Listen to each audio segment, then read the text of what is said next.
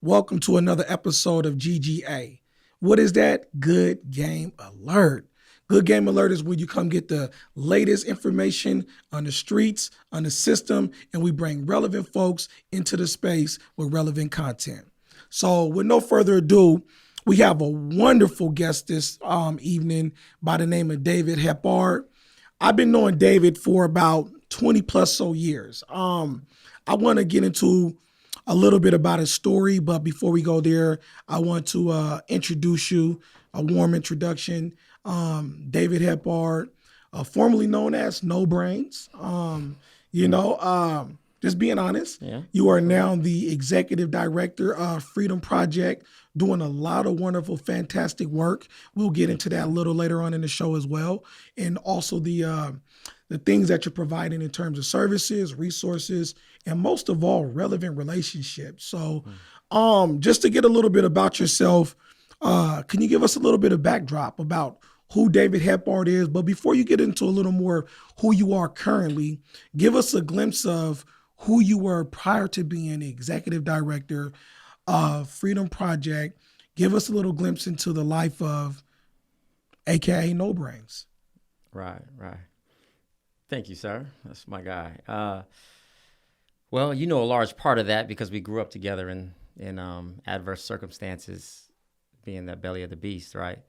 But yeah. So originally I'm from Tacoma, and I was affiliated and engulfed in gang culture, and that's probably the only environment where you can be called no brains, and that's taken as a compliment, right? And that's what it was. I think the honest part of that is I was in my trauma. You know, I grew up in abuse and neglect, and I dealt with the circumstances I had to deal with. And my solution, my strategy was to find love and acceptance in the only place that I can find it. And that was, cats from the block, right? We shared the same trauma. We shared the same troubled past. We had the same issues. And so there was something about the camaraderie that really allowed for me to show up differently because I had something that I was missing. And now you can have a conversation to talk about how flawed it was and how it had me moving in a way where the streets call me no brains, right? And it was. But I don't want people to forget that piece. Like, I was a child. Right? I was a child who needed acceptance and who needed love. And I found that in the block. And granted that some of the things that I had to do to keep that was illegal and was violent. But those were the circumstances. Those were circumstances where no brains is possible. Mm-hmm. So you mentioned that things were missing. Yeah. What are some of the things that were missing that created someone to show up or to formalize a no brains? What was missing? Well, I think there was a survey that was done, or a study, and was talking about how kids fear being ostracized worse than death, right? So I never want to minimize that acceptance piece, right? Ethnically, I'm half Black and Korean, right? Now, you can imagine as a child that what type of pushback I might have got, right? My mom got disowned, and for marrying my dad, and so I never really had a relationship with that side of the family and with that community. And in the Black community, I was different, and being different isn't a good thing when you're young. When you're old, it's filthy. You know what I mean? It separates you from the pack. But when you're young, that's all that matters to you. That piece where you don't feel accepted, and I want to know why my hair like that, right? Why my eyes don't look like their eyes. And I had a big struggle with that. And that compounded as you start to grow up and in my circumstances of, now I'm acting out because of the circumstances in my household and everything else going on. And it feels like society and schools and anybody in a position of authority get to shoveling you into the corner.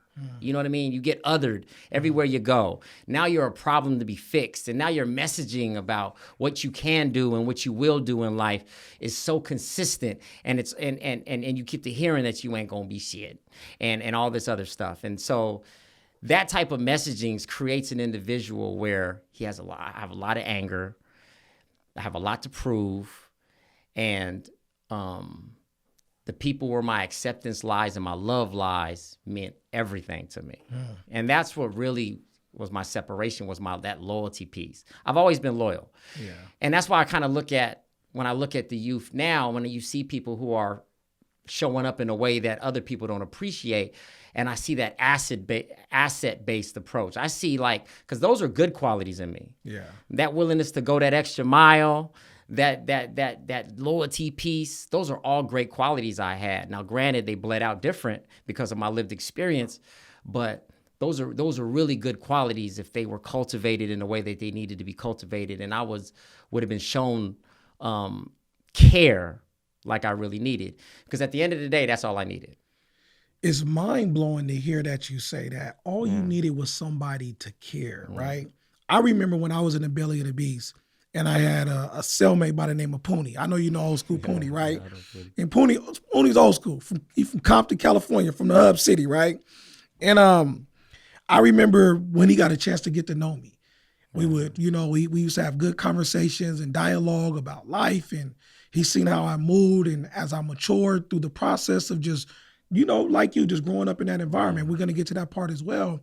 But I remember one day, we in there making these makeshift burritos, Pooney was pretty much an expert around those burritos, man. Pooney knew what he could put his foot in them, you know what I'm saying? I get all the ingredients and all the product and be like, bro, blow it up, do what you do, right? So we in there and we're making burritos. And I remember Pooney looking at me, man, and he was like, man, looked over at me after licking his fingers. He said, man, you know what, man, you was a good dude, man. You was a good youngster, man. And he said, man, you know what? Most of all you youngsters is really good. Yeah. So people just got to take the time to get to know you, to invest in you. And you know what he said to me? He said something to me that stayed with me to this very day. He said, most of you guys are only a hug away from a homicide. And you just reiterated that if people would have only cared hard enough, long enough, and continuously in a manner that showed a level of consistent compassion, things would have changed out differently before you, because you already said you got all these wonderful qualities, these unique uptick skill sets of loyalty and a vastness of possibility and potential. And if somebody were able to see that kind of investment instead of, like you said, shoveling and pushing you into this corner where you was othered and seen as a problem that needed to be fixed. So kind of moving into, now that you've got this moniker, No Brains, running around in Tacoma, and you was kind of like, and I know your story, so I want to share with the viewing audience, you was like one of the first wave of individuals who picked up, a certain subculture group that went through Tacoma, right? Absolutely. And it wasn't the Bloods, it wasn't the Crips. If people want to know, it was Black Gangster Disciple. We're going to keep it 100. That's one thing we're going to do. We're going to keep it 100 on this show, right? And so you was part of that first wave, right? So you also, when you was talking about having these differences in your ethnicity and not wanting to be othered, you also had this complexity of, now you're kind of like shifting into this new mantra of something that needs to be established. It was established in other places, but it wasn't established in the place where you was coming up. They had the Hilltops, they already had the East Side, Paul Rules, and, the OLBs and all these different subcultural relationship entities. But then here you are on the front lines pushing this different, unique experience, right? So that ushered you into almost a sense of the limelight for this subgroup culture, and you became a name, for the lack of a better term, a household name or whatever. And we always talk about is we love the limelight, right? Until it turns into what? The spotlight. Right? Everybody loves the limelight until it turns into the spotlight. Absolutely. So we're gonna make the transition of, here you are. You transition into being no brains, Yeah. and you're in the limelight. Now you're in the spotlight. You found yourself incarcerated. What year was it? 1994. How old were you in 1994? 16. And how long were you sentenced to serve? 60 years. 60 years. Yeah. You were 16 Right. in 1994. Absolutely. In 1994, it is 2020, Right. and you were given 60 years, Absolutely. right? I mean, I know God bless those who are not here, right? And I'm thinking about the brother Nipsey. Nipsey's a genius, a force to be reckoned with. Even in his demise, man, we're learning a lot from this brother. But he was from a neighborhood called Rolling 60s. Yeah. And I'm sure he loved his neighborhood dearly, right? Because I remember him talking about building from ground zero in his neighborhood. Right. But I'm sure, I'm honest here because I know the experience to some degree. But if he, as somebody who loved the number 60, was sentenced to 60 years, I'm sure that'd probably be the first time he would have hated that number. Hell yeah. I'm just being honest, right? That's real. And so with you being sentenced to 60 years, how did that feel at 16? What was the impact of that? I think the irony of I did 20 something years trying to not feel the impact of it, right? But I can talk about that though. So the impact was crazy. I'm a 16-year-old kid. I'm a child, right? And there's this numbing, like you're numb, like you don't understand. I mean, it was crazy when they were saying the months, because you know about being sentenced. They don't say 60 years. What they say is 200 and something months, such and such 100 months, ran consecutive, and all this other stuff, right? And so I had to ask my lawyer, like, how much time is that? He just wrote 60 on a piece of paper and slid it to me. And I'm like, what? Right? I couldn't fathom the number. And from that point, like, I mean, through the whole experience, I was numb. You know, there's something numbing when you have somebody in this culture that you see has power, which is a judge, and he's telling you you're what's wrong with society. That society is a better place without you in it, right? And there's something about that moment where they're taking this opportunity to cut you down and kick you down. They already gave you forever, right? But really just chastise you and let you know how you're the problem and how life is better. And to speak to the other earlier point, where that consistent messaging, so that was just like, that was always my messaging. That was just the explanation point. You know what I mean? So I've always gotten that message my whole life. So when that happened, that was just like an explanation point, maybe 2 or 3 of them, maybe 60 of them, really. Let's be real. And so I was numb, and I had some serious decisions to make. And the reality was, there was this old school cat that was in the county with me, and they love to indoctrinate a cat on the way to the pen. Yeah. And he told me, he said, listen, you have a choice. You know what I mean? He said, that's a long time. And he said, you have a choice. He said, you can either be the wolf or be the sheep. He said, the wolf get respected, sheep get eaten, right? So choose wisely, right? And that reverberated in my brain as a kid. And granted, I was already living a lifestyle that kind of prepped me for what was gonna happen, except in the penitentiary, I like to think about it, it's like on steroids. But it's the same circumstances. It's like conditioning. It's like basic training. And then that's the actual war, right? And so I've been prepared for this. And so I understood how to navigate these environments. And I think what was tough for me was they already didn't see my humanity, but was giving up my humanity and thinking that I had to in order to survive in this space. And so a part of my process was I cut the world out. Real talk. I stopped because it hurt too much to be reminded of what you left, right?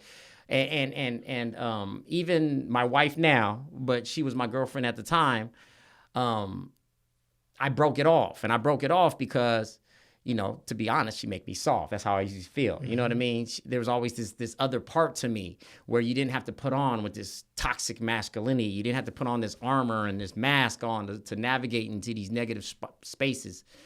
And I never didn't had to put that on with her. But I didn't feel like, I had this defeatist attitude. Yeah. Like the reality is I had to tuck that because I felt like where I had to go is I had to be that wolf. Right. And it came out when it's all said and done. That's what I did.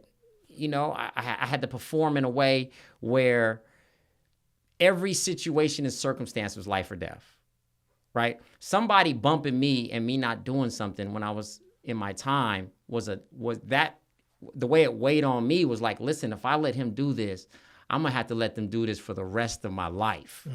And so every situation was just exaggerated. And I know individuals that did time with me remember that, right? There's always this unpredictability, always this 0 to 60. And to them, it seemed like I was snapping.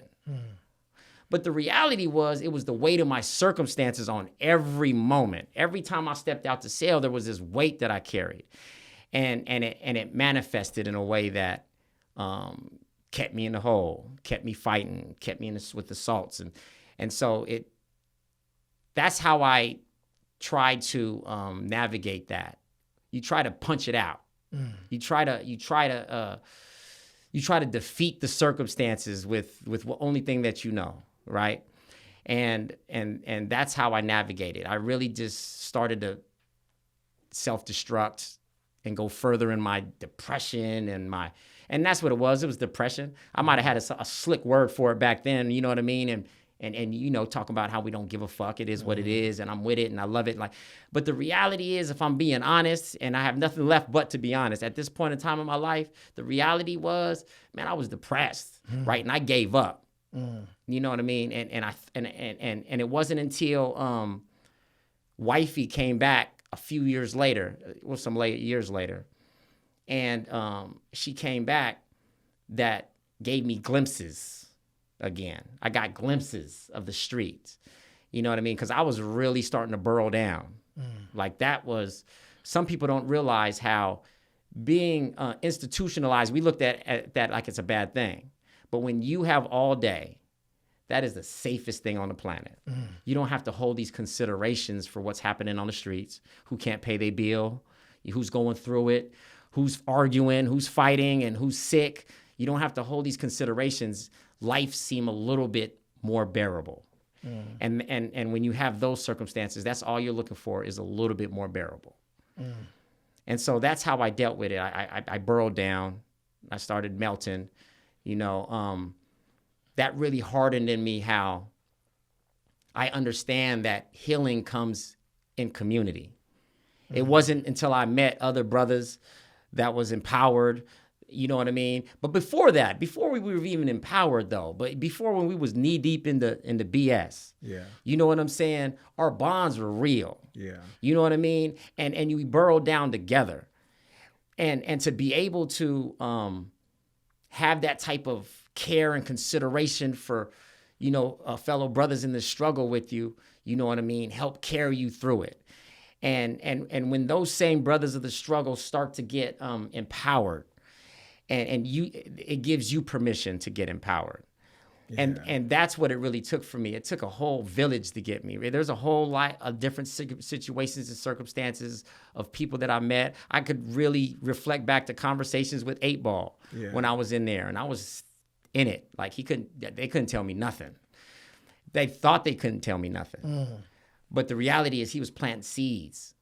And what he didn't realize was happening in my brain is when he would give me a jewel, I would digest it, I would feel it, and then reality would hit.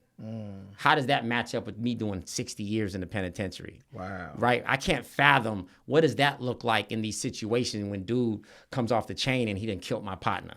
What does that look like when some stuff need to be handled and I don't handle it? Right. And what he didn't realize, if he could have peeked inside my brain and seen what he was really going up against, you know what I'm saying? He probably would have felt differently. I mean, at the time, you know what I mean? He was probably like, man, this guy don't listen. This guy's hard. And I had something real ignorant from here too. And you're speaking of somebody who actually was serving a life sentence themselves, right? With the blessings of the Most High. He's out now as well. Absolutely. And you talked about this thing about consistent messaging. It made me think about a lack of consistent compassion, which Big P Dog, props to Big Bro. That's my guy. He's out after 28 years. But when you talked about the consistent messaging, who were you receiving these messages from mainly, and who were you hearing them from more so than others? Now you talking about the consistent messaging, the negative messaging? Yes. Well, everywhere it felt like. I mean, you heard from your family, you hear from every authoritative figure, every teacher. See, because I don't think what happened in retrospect, as I really am able to digest it, what I'm realizing is at the time, a lot of them, like especially like, say your family, they don't have ill content, right? They got their own trauma that they're dealing with. And in their brain, they're trying to deal with the circumstances they can in the best way that they can. And what that looks like sometimes is horrible messaging. So by them lowering the bar for me, because maybe they really believe, like, listen, this is like I'm a problem to be handled. You know what I mean? To them, it might seem compassionate. Like, why are you expecting so much out of somebody that doesn't want to do that? You know what I mean? Yeah. And to them, it might seem compassionate. To me, it seems, it reinforces like, you know what? Maybe I ain't shit. Yeah.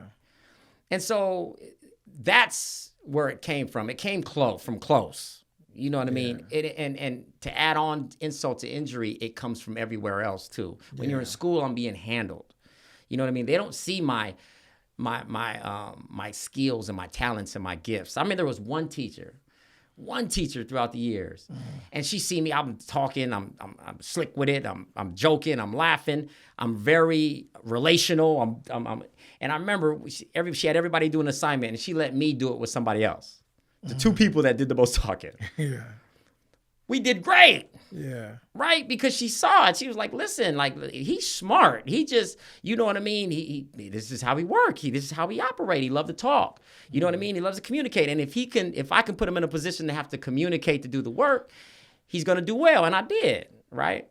And that was 1 out of a million, you know what I'm saying, in one grade, at one time, in one class, that somebody was able to see my humanity and see that maybe I wasn't a problem, maybe that there was maybe that these were just, that these were my gifts that were bleeding out in a certain way because of my experiences, my lived experiences. So yeah, when you talked about the consistent messaging, that's very critical and is crucial to any person's development. Even in a relationship, you can be developed to a certain point. A consistent messaging actually matters, right? Right. And what I'm hearing from you, and the reason why I like the fact that you broke it down, because it emphasizes a point that's playing out in my head, and also what I was able to pick up in our last interviewee last week with Leonte, that what adults do really matters. Yes. The way that they interact and how they build or don't build up relationships, it really matters. So when adults are trying to situationally blame problems on young folks, right, they really have to look at themselves, right? Stop looking out the window and start looking in the mirror, right? Take an opportunity to really look at yourself and see that you are creating X, Y, and Z, right? So I think that's very critical and crucial for the listening and viewing audience to really just take a bite out of that information, that consistent message. And so here you are, went through this transition of having all of these things heaped upon you that kind of spit out this no brains guy, right? Because of all of your charisma and all of the wonderful attributes that you still possess till this day, were not being utilized in a way that could have profited yourself and others, right? They're very profitable skill sets. And people just didn't see the value in it because of all different types of reasons. And so here you now become no brains.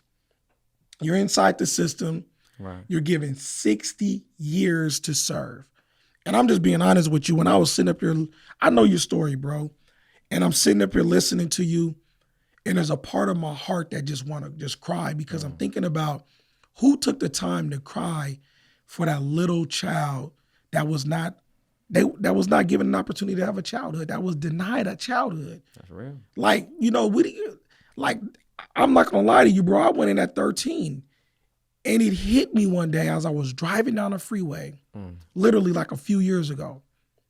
Like, they sent the 13-year-old kid to prison. And it was like I had an out-of-body experience. Like, it felt like I was speaking about somebody else, because I really am. Yeah. I'm a totally different person. And I really cried for that little boy who was denied access to a childhood. Yeah. Right? And because we're always doing this work and we're always on vanguard, we don't really give ourselves an opportunity to really cry for that little boy. And so I want to ask you the question, how much time did you serve? And when did it finally click for you to make that transformation? You made a transition into certain aspects because of the world heaped these things on you. But when did how much time did you serve? And when did it click when you started making that transition? Absolutely.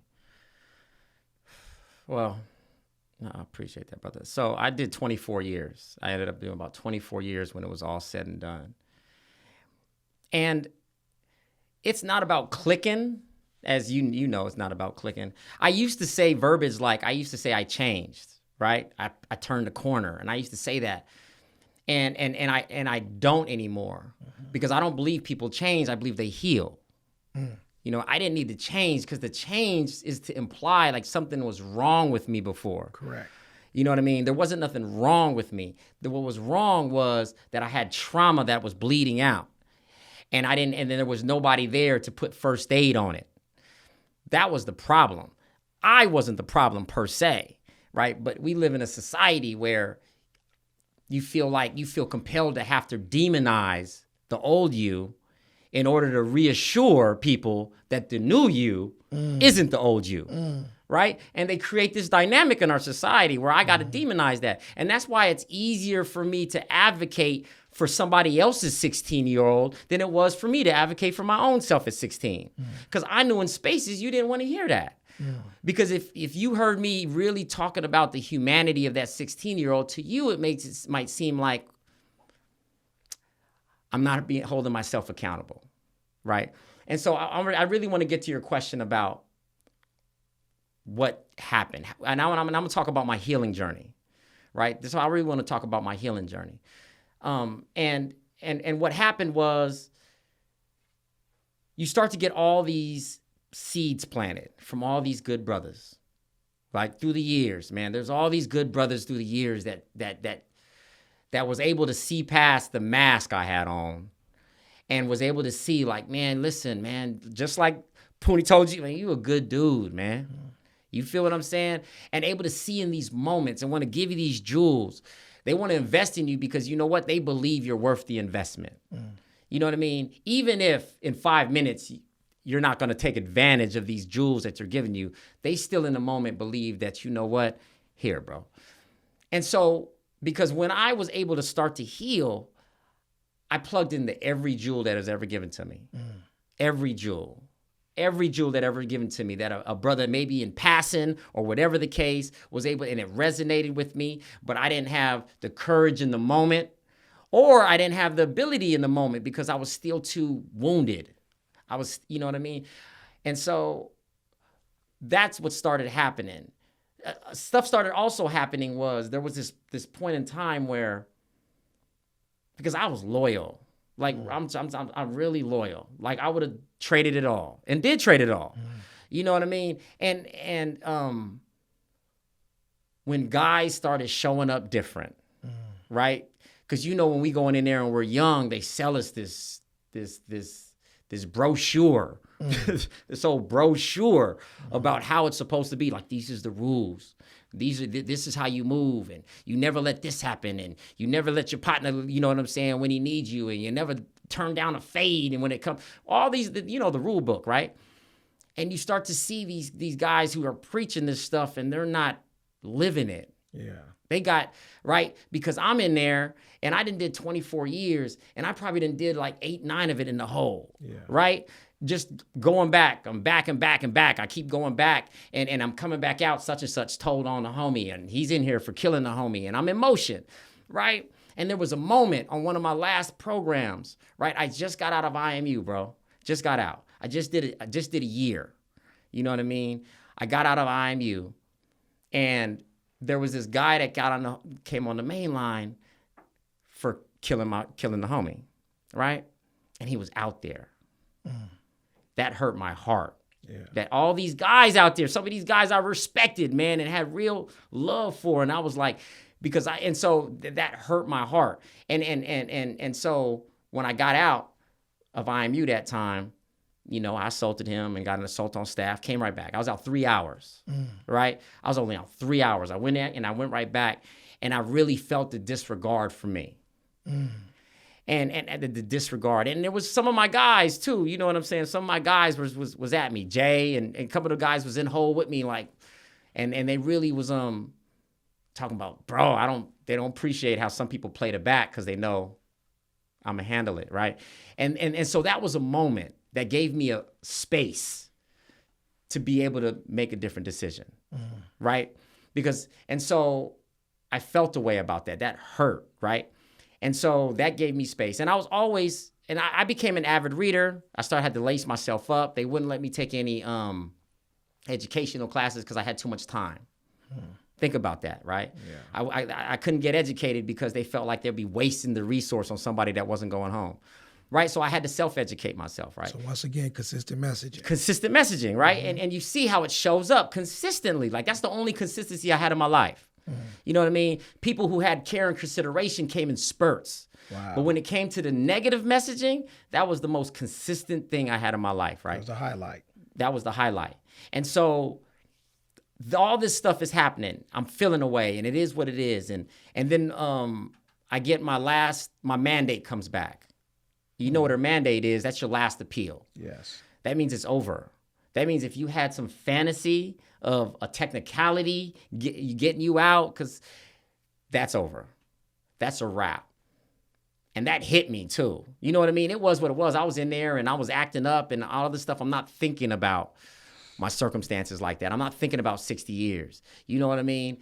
And then that was a wake-up call moment. So when you got your mandate back, and as you explained, that means there's no more romance in the idea of a possibility that your circumstances could change in your favor. Right. It was over. It was over. You're not coming home. No. You was essentially sentenced to a technical death sentence just by virtue of time. Yes. Because you was not expected in terms of life expectancy for most folks is not to live past that term. Absolutely.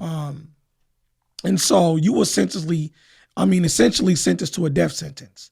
Right. At 16 years of age. At 16. And then you get your mandate.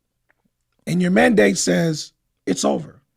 So the fantasy that you concocted, right, the ideas you had that you romanced of something of a technicality will give you an opportunity of having a favorable circumstance, just like a miraculous thing take place. Right. You get shot all the way down. All possibility. Right. All hope is gone. What did you do? And how did you get out? Well, and so I think, I don't want to pretend like rock bottom did anything good for me. It doesn't. Correct. You know what I mean? Because I was real comfortable with rock bottoms, right? I had a whole lot of rock bottoms. And there was, you develop this kind of pain tolerance. You know what I mean? When you experience a lot of trauma. And so that doesn't wake you up to be like, you know what, I need it. But because you don't understand that consistent messaging, I'm doing it to myself now. You know what I mean? I'm keeping myself in place. Like, come on, nigga, what you gonna do? Wow. You know what I mean, right? And that's the self-talk, right? And so what happens is it's you start to get the right people in your life. Right brothers give you sidebars. You know what I'm saying? The right situations start to happen where baby girl came back. You know what I mean? And really, and she's probably the only person as far as back that time that really saw my humanity. Like, she always saw me. Like, even when I used to be on that, like, after I changed and stuff, like, she's the one that was consistently like, I don't know why you keep saying that. Like, you changed. Like, I've always seen you.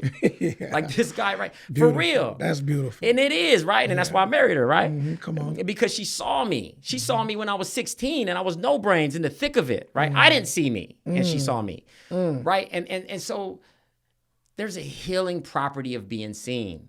There's something healing about when somebody sees you and could hold your trauma in both hands, right? Wow. There's something healing about that. And then there was this couple that came up inside the institution, and they just gave me empathy, right? Just gave me empathy, and made space for me. That's what it looked like. Just made space for me. Like, they were in there on, it was like a Christian organization, but they were like, they didn't talk the Bible or nothing. They just made space for me and befriended me and was writing me until I got out.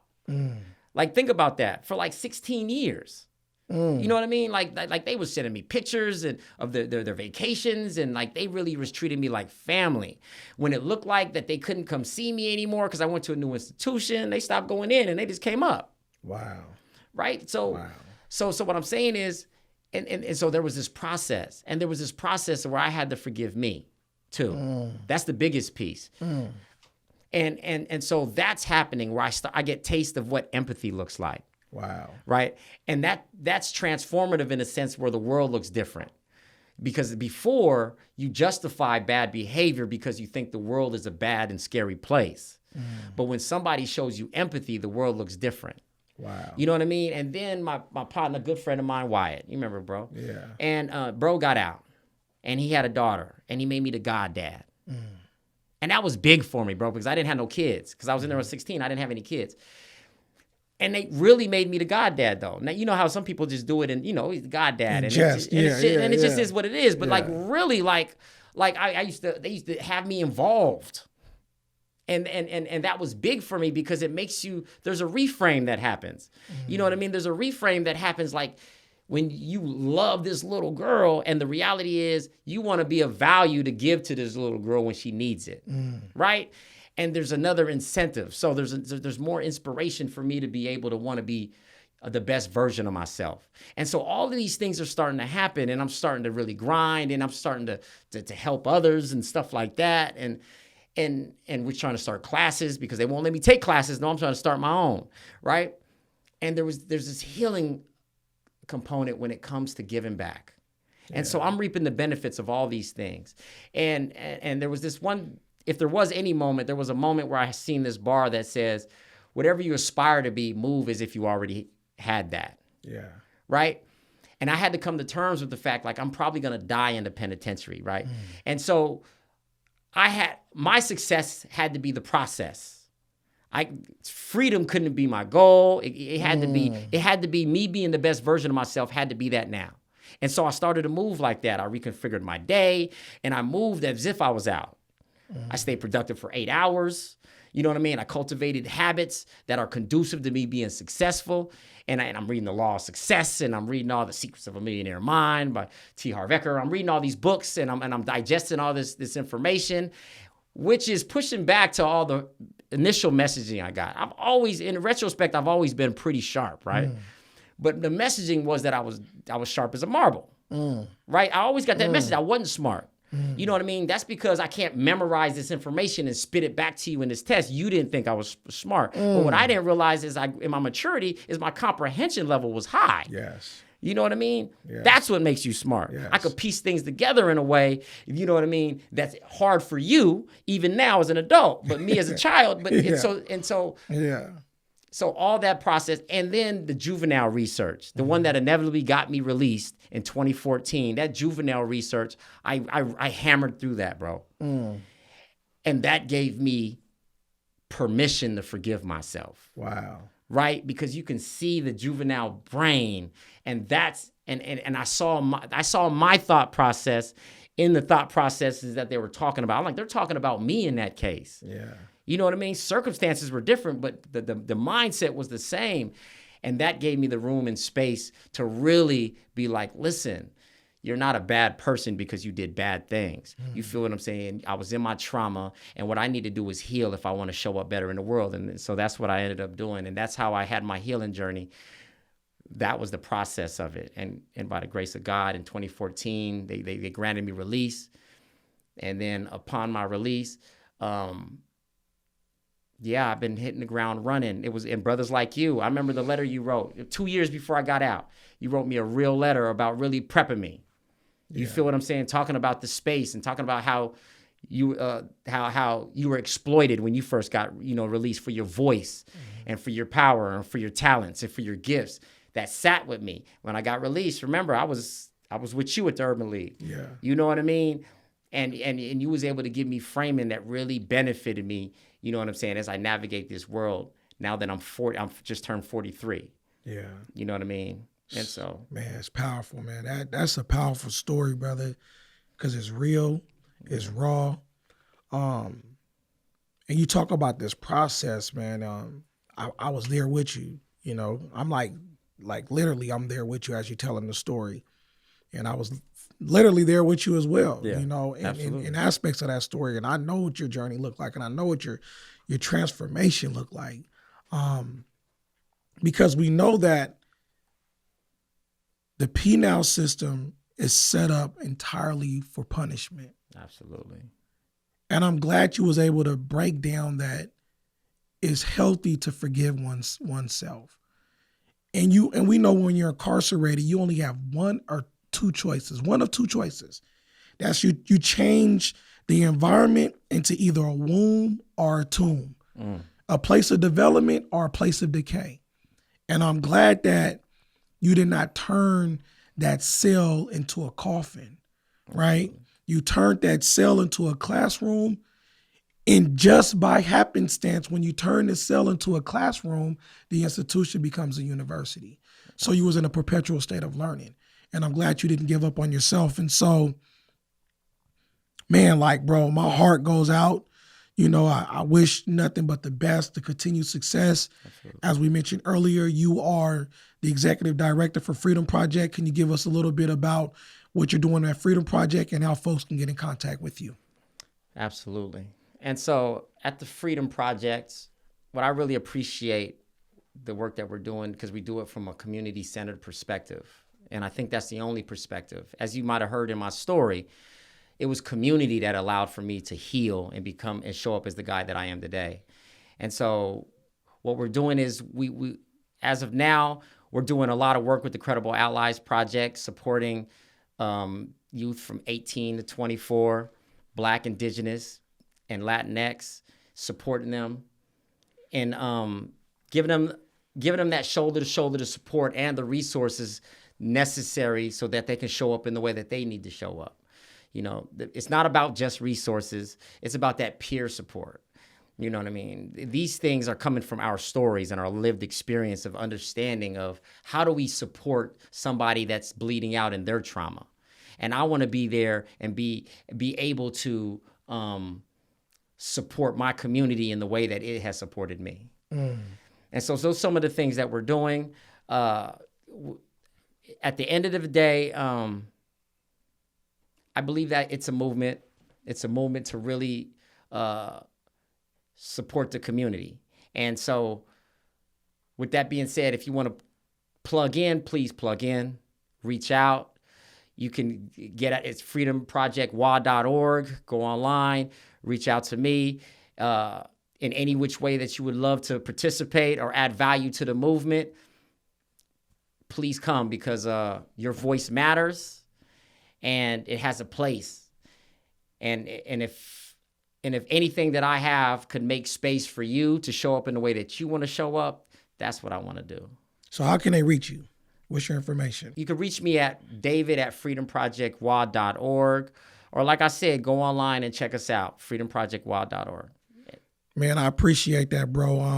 A lot of other different things you're doing, hiring folks out of the community, Absolutely. Hiring folks with a, impact and live experience. Absolutely. And one of the things I like to tell people or ask people is do you know when you're the shit?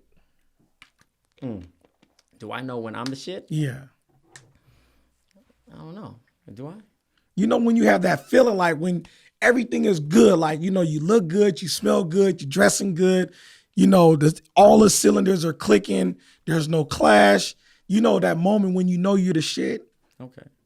Most of the time it comes from, in terms of an explanation or a response to that question, it's come from a singular lens. Right. And it's okay because the question was put in a singular. When do you know when you're the shit? But I'm going to be honest with you. You know you're the shit when everybody around you is fly. Absolutely. You know, that might go over their head, the viewing audience, it might go over your head, but it came from the heart. You know you the shit when everybody around you was fly. Thank you for the wonderful work that you're doing, David Heppard at Freedom Project, you know, doing the wonderful work on self and now being able to extend and give that back to others. I've seen an emotion on the inside and I'm definitely a part of it and seeing an emotion here where it definitely counts as well. And you are definitely the shit because everybody around you is fly. You're giving back to those who are deserving of those opportunities and you're loving on the community in a way that it needs to be loved on with a consistent compassion, with care and a dedication that's never been seen before until those who have been impacted, who can show up in a way that understands when I show up in space, I'm bringing my medicine bag with me because there's things in here that I've used that has been healing and I know that others may be able to use it and I'm encouraging other people to when they show up in space to also bring their medicine bag because I might be able to use something that they have as well. Absolutely. So thank you. This has been a wonderful episode, a good game alert, GGA. Once again, we're bringing it to you raw and authentic